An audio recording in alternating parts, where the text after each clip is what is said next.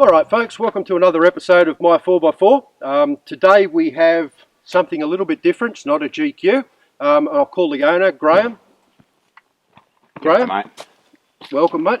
Okay, do you want to tell the people that are looking at what looks like a GQ that's not, what it is? This is my 91 Maverick, TD42. Basically is a GQ. The compliance plates say that it's a Nissan. Yeah. But all the badges and everything say Ford. Yeah, well, that's what they were, but I'll be honest, it got me when I first seen this. I thought, oh, Nissan, and it's not. It's actually a Ford Maverick, but they are essentially the same vehicle, just rebadged. Yeah. Yeah, no, look, okay, so you've got a fair bit going on with this thing. She's a 1991 model, so it's seen a fair bit of action. So let's start at the front, and we will talk through your bar, winch, light. So let's start with the bar. Yeah, it's the ARB Deluxe winch bar.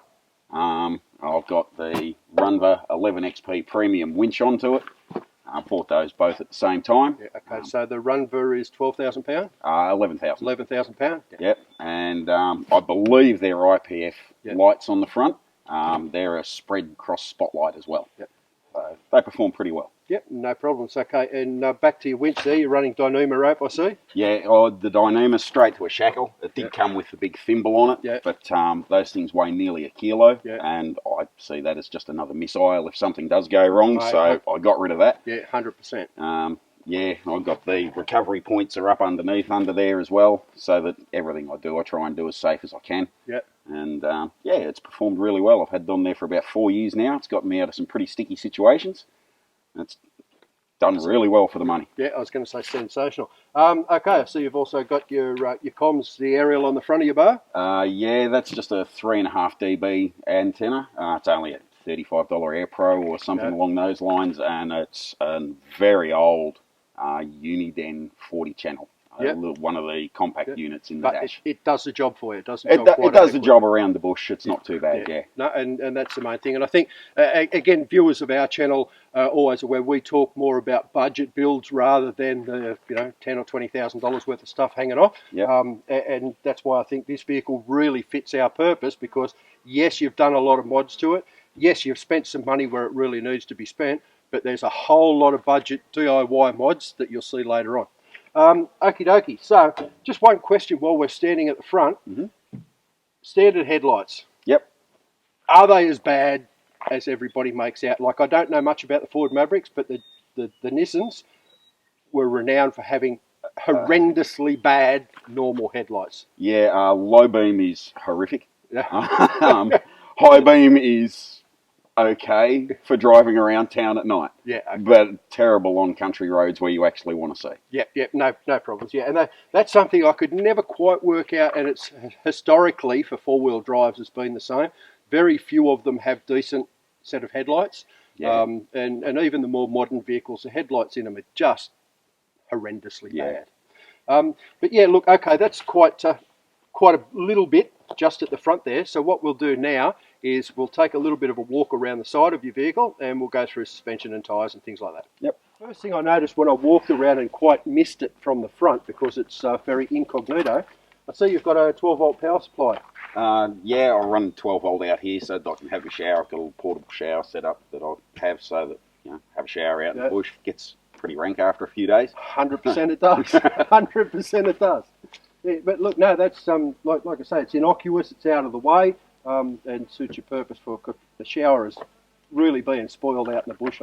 I've got to admit, but when you do go away, you kind of, once you start smelling yourself, you're not looking real. You're not looking real good for your partners. Summer fishing trips are no good when you smell more than the fish do.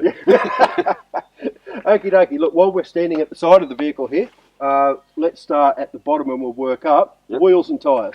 Yeah, they're 265 75 16s, BFG all-terrains, to 2-inch EFS suspension lift in it with the XTR shocks.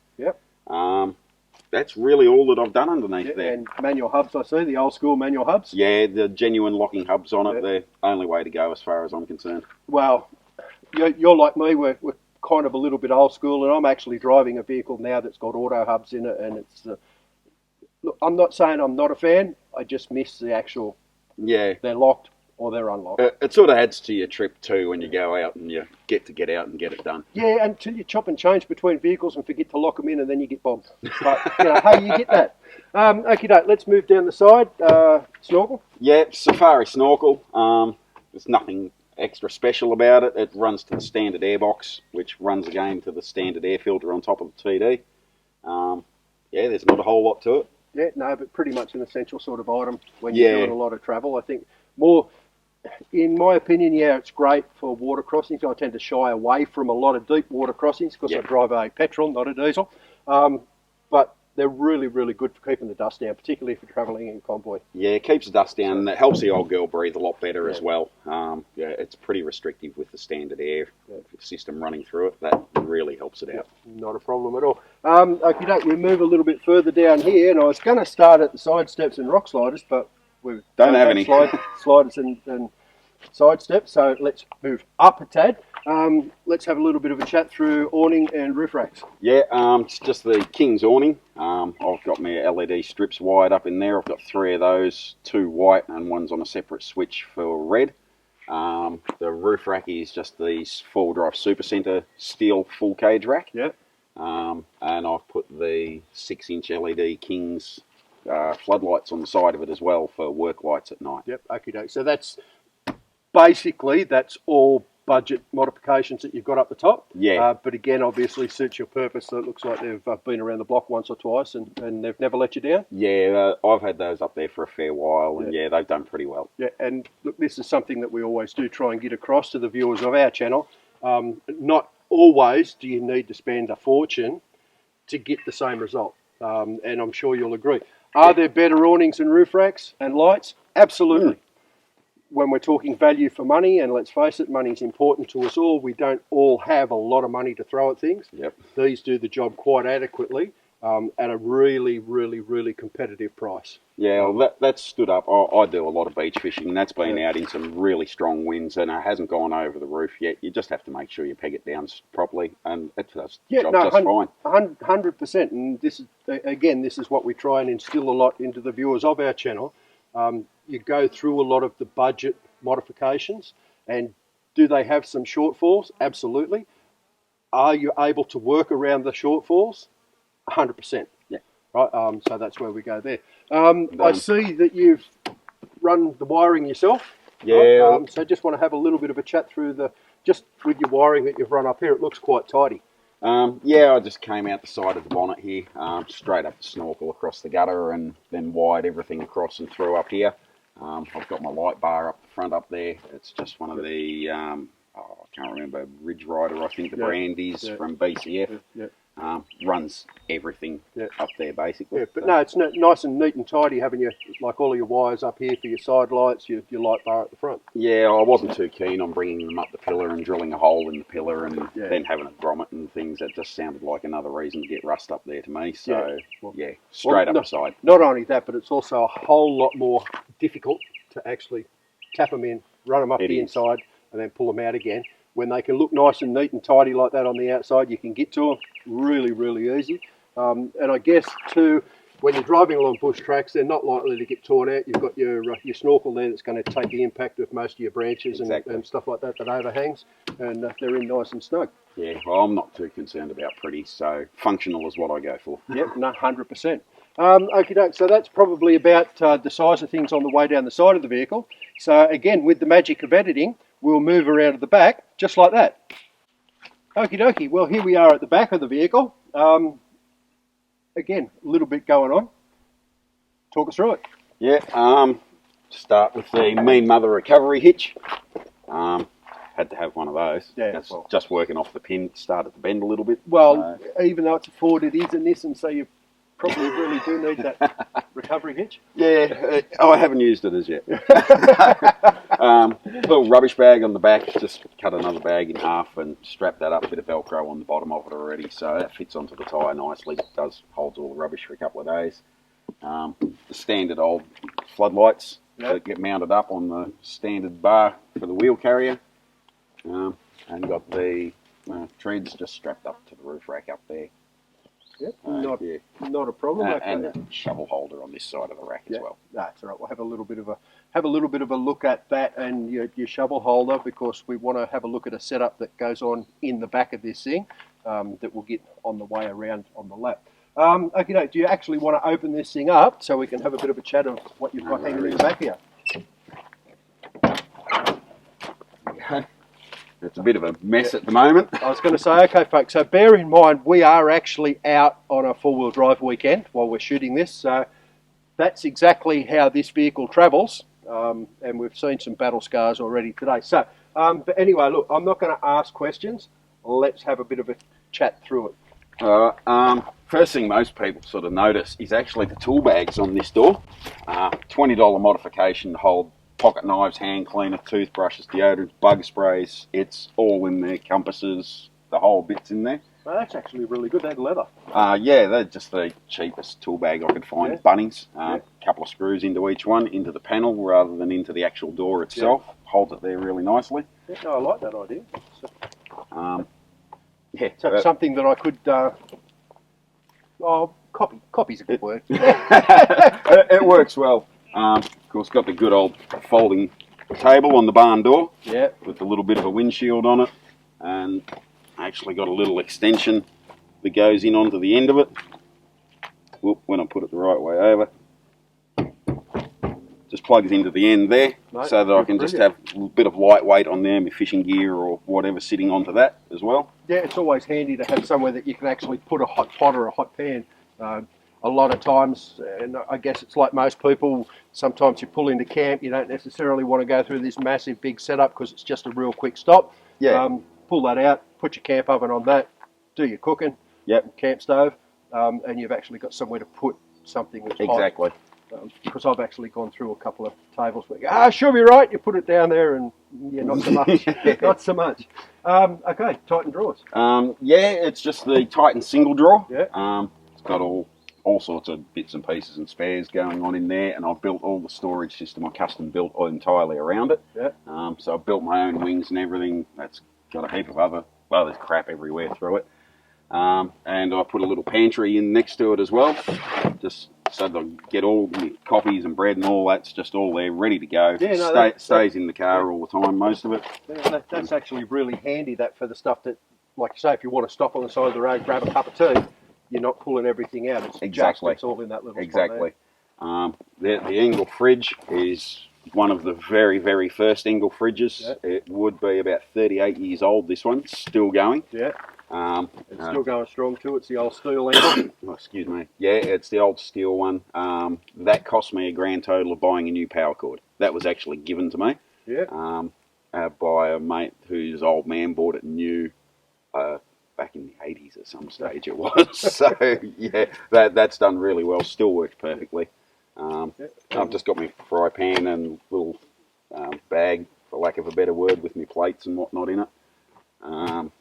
Engel just plugs into, I've got the cigarette and USB on the side with a voltage meter in there as well to monitor my second battery. Yeah, okay, and you run that through yourself? That wouldn't have come standard in these vehicles? Yeah, no, I've done all the wiring and everything I've done myself as well, and yeah, I've got my barbecue plate, slides in nicely next to between the pantry and the fridge. Yeah, works really well. Yeah, very good, and that's, again, that's something that you have a look at and you go, okay, there's not a lot of out-of-pocket expense for what you're looking at.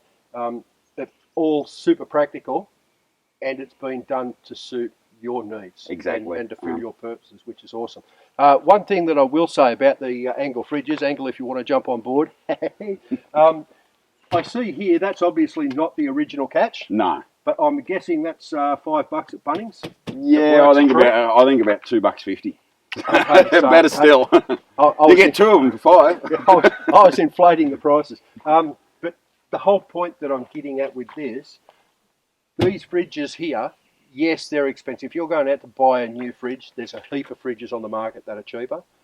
But again, it comes back down to longevity and where the value for money actually comes from. The flies are very friendly. That there, like you say, 20, 30 years old. Yep. Still going strong. The only thing that's needed to be done on that is a couple of bucks for a new catch. Yep, and I think that's like a great value for what they are. 100%. You see so many people these days, they jump out and they'll spend $1,500, $2,000 on a fridge, put it in there. I was in the same boat once. A mate of mine gave me a fridge working perfectly good. The only problem that was with it was the catch was broken. Yep. Obviously too much money. He said, here you go, and I've been using that fridge for 5 years now without a beep. Yep. And that cost me, I think, $5 or $6 to put a new catch on it. Yeah. So, okay, so while we're standing here, I'll just get you to step to one side. You sleep in your vehicle quite a lot. Yep, okay? I do. Now, you're not going to get a real good understanding of this, folks, from here, but we'll get it at a different angle. This is the bedroll. Yep. Okay, so what we'll do is, now that we've pretty much finished at the back, I'm going to get a different camera position, and Graham's going to show us just how quick he can have his bed set up, ready to go to sleep if he pulls up into camp in the dark. No worries. Alrighty, if you want to grab us part of your bed, yep. I'm going to walk around the side here with you. Open the door up. I'm going to stand back, and you set us up. Flip the seat forward. Sorry. No, you're right. Panel goes in. Extend the legs out. Hook it under the chair. And we're done. That simple. Okie doke. So I just had a look at the timer on that, and that was 34 seconds. So in 34 seconds, you can have your bed set up. Yep. All you need to do now is worry about putting a kettle on and making yourself a cuppa. That's the one. That is most unbelievably good. I don't even have to worry about getting out of the car if it's raining or anything like that. There's no setup. It's just bang, straight into it. Yeah, no, that's unbelievably good. All right, well, here we are inside, and we just have a little bit of a look in the back here.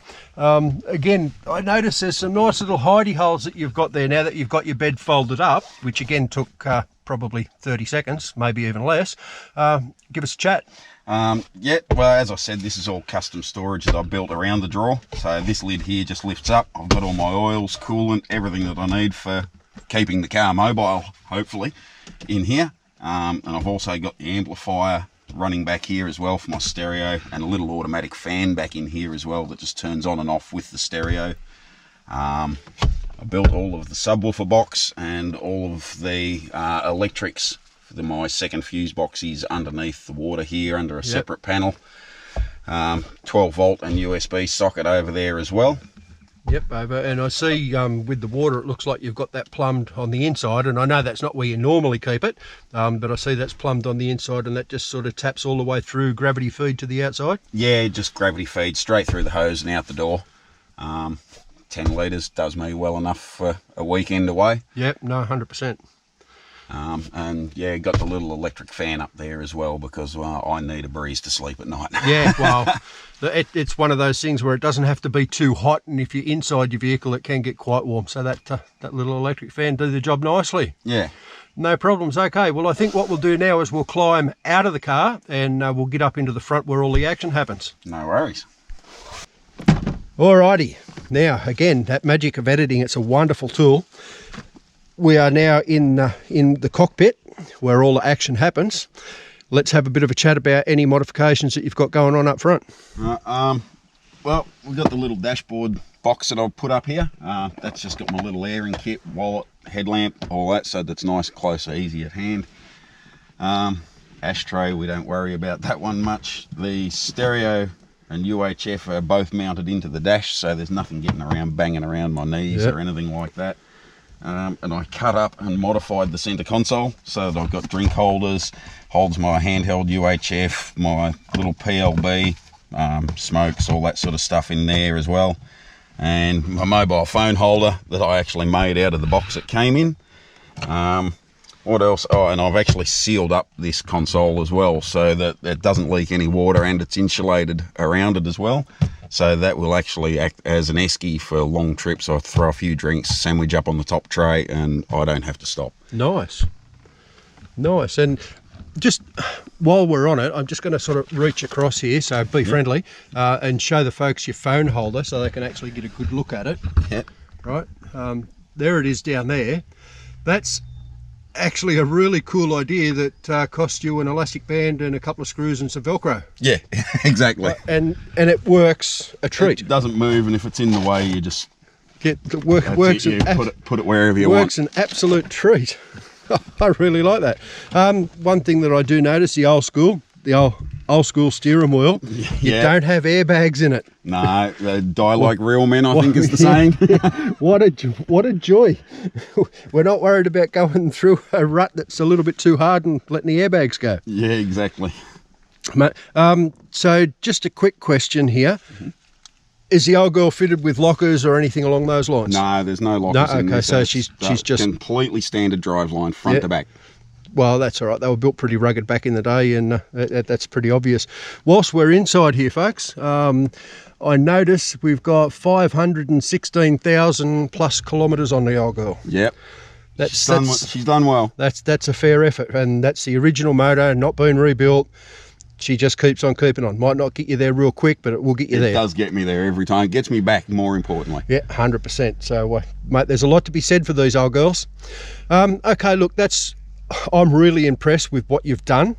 So I think what we'll do now is we'll jump out, we'll grab our chairs, we'll move to the front of the vehicle, have a drink, and we'll have a little bit of a chat about what sort of action the old girl has seen. No dramas. Okay, mate, here we are sitting down at the front. First off, good health. Cheers. Drink responsibly. And for the folks playing along at home, you'll notice it's not a beer, it's got an orange lid on it. All right, like I mentioned before while we were around in the cockpit, she's done over 500,000 K. Yep. First question, what's the biggest trip you've done in it? So far, only Kalbarri. Spent 2 weeks up there Mulloway fishing. Yeah. Got around up through Murchison Station as well, and did fish my way back down the coast through Dongara and Geraldton and all that sort of area as well. Yeah. It is set up for me to actually travel with the family around Australia. Yeah. So it's in its future. Yeah, okay, so that's a future trip. Yep. You've extensively modified it to suit your purpose. Mm-hmm. Are there any other modifications that you've got on the drawing board for it? Next modification is going to be an auto locker go in the front. Yep. Because I have to rebuild the front diff, yep. And after that it's an engine rebuild and naturally a turbo, so that I actually can get up those hills without having to resort to second and third gear. Okay, so the old girl does lack a little bit of power. She gets you there slowly. Yep. So we're going down the turbo track, and you obviously you said that you were going to get your engine rebuilt, and I think that's a smart thing in an old girl like this. You don't want to be starting to throw turbo power at a motor that's not quite up to the task. Exactly. It wouldn't be a wise choice with 500,000 kilometres on it. Yeah. I don't think it'd last too long, even with a very mild tune on it. Yeah. So I'll wait till it's rebuilt. Yeah. Which will be next year some stage. Okay, that's fair enough as well. Alrighty. You've done a whole lot to it. Of your budget mods, right, what's your favourite? It's got to be the bed. Got to be the bed? Got to be. Having that just ability when it's raining or really nasty to just crawl in there, it's so convenient. Zero setup time. I don't have to worry about space or anything. Bang, straight in there. And as a bonus, because I spend a lot of time in the bush on my own, and not everybody's quite right, it's a bit of security as well. If anybody ducks into camp in the middle of the night or anything, gets up to no good, I can just get in, straight into the driver's seat, and I'm gone. Yeah, no, and you've got that aspect of it, but I guess the other aspect is very similar to us here. We've done a day's four-wheel driving, we've set up camp down the road, whereas you don't have to worry about setting up when we get back there. You're done inside your vehicle, whereas when the rest of us get back to where we're staying the night, that's when we're starting to pull out awnings and tables, and we're going through the whole setup process. You're done, basically. Exactly. So I'm a little bit jealous about that. Makes life very easy. No, look, again, I know I've said it before, you've done a lot of budget mods and you've done them really well to suit your purpose. There are a couple of things on your vehicle that certainly don't fit into the budget category. Yep. Again, I'll ask you the same question as your budget mods, but your non-budget mods, favourite? It's two things, but my bull bar and winch, because I bought them at the same time. Yep. There's no way I wanted to alloy bar like it did have on it. Yeah. And I don't want to trust a cheap winch when I do a lot of solo and try and get away to remote areas as much as I can. I want a winch that works when I need it to. Yeah, and I think that's key because you do a lot of solo work. Yep. It's always nice to know that if you do get into a little bit of strife, you can get yourself out of it. You're totally self-sufficient. Yep, exactly. And that's one thing. I do a fair bit of solo work myself, and that's something that you come across people from time to time that are well and truly stuck. Yep. And they don't have a winch. Yeah. And you think, like, what are you doing out here Why without did a winch? you try in the first place? If I didn't stumble across you, you could have been here for days. Exactly. Days and days and days. So I think, again, what you're saying there is very important. Budget winches, do they work? Absolutely. When you need to rely on them for something that could theoretically cost you your life, do you want to rely on them? Not necessarily. No way. So, yeah, and again, that's where is the value and what's going to make you comfortable. Yep. So, look, I can really appreciate that. Alrighty. I suppose it's not going to be super relevant, but I'd still like to get some details off you from it. She's an old girl. She's a TD42. Yep. Fuel economy. I'd be getting around about 9.5 per 100. What, out on the highway? On the highways. Mate, that is sensational. It's not bad for what it is. I do tend to take it fairly easy on the right foot when I'm doing the long run. Yeah. It doesn't like it if you get too heavy on the foot anyway. Yeah. Sit on about 100. As long as there's not too many hills, it's not too bad. And I assume once you start to get into some of the off-road work and you're in low range, all of a sudden you double and then some. Yeah, looking closer. In low range, I'm getting much closer towards 19. Yeah, I'm hearing you. It's not very economical once you lock the hubs in and put it in low range. Yeah. But again, that's the nature of the beast. I think one of the important parts about it is you're getting exceptional fuel economy to get to where you want to go. Yeah. Right. Once you get to where you want to go, and then you're into the four-wheel drive aspect of it. Sure, if you're super remote, you might have to carry some fuel with you, but diesel, it's not so bad. Yeah. I get around about 1,000 k's out of the tank on average. Yeah. And your tank, you're saying you get around about 1,000 k's out of your tank. Yep. You've got the standard 100 litre tank in this, or it's got long range tank? No, it's got a 137 litre long range tank in the back. Okay. And it's the only tank that it's got. It doesn't actually have any standard tank. Oh, okay, so you've just got the one long range tank. A second tank will be in the future as well. Yeah. Okay. With the big tank that you've got in the back, and I'm asking this because it's my own experience with it. When you get down to about half full with 130 litres, is your tank baffled or is it not baffled? Because you can get good long range tanks and you can get not so good long range tanks. I had the latter, and at a half a tank, if you put your foot on the brake, you felt like you were in a boat going up and down because the fuel was backwards and forward. There was no baffles in it whatsoever, and you could jump this far forward from stop. That's the fuel's going. What's this one? It is baffled. It is baffled? It is a good tank. It's an old Brown Davis one. Ah, yeah, okay. Well, that's it says it all. Browns Davis do make a great tank. Far from budget, but they make a really good tank. Didn't come out of my budget. That was in it when I bought it. That's a bonus. That's even good. It is. Okay, so you haven't owned this old girl from you. How long have you had her? I've had it just over 4 years now. Yeah. Okay. So, and how many Ks do you reckon you've put on it? I got it at 456, so around about 60,000. Okay, so you put 60,000 in 4 years. That's not so bad. Yeah. It's okay. Yeah. Wish it was more.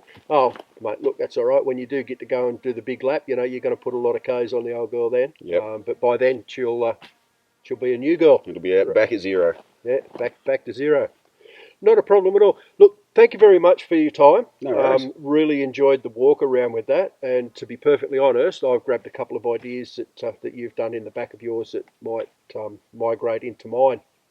So congratulations on your vehicle. Thank you very much for coming out with us and spending some time and showing the viewers what you've got. Yep. And look forward to seeing you again. No worries. Okay, folks, thanks very much. We'll see you next time. Right guys, if you've got a rig like this one that you've sunk your heart and soul into and you want to show it off, drop a comment below or shoot me a message on our Facebook page and we'll look at doing a walk around on your rig. Alright, cheers guys.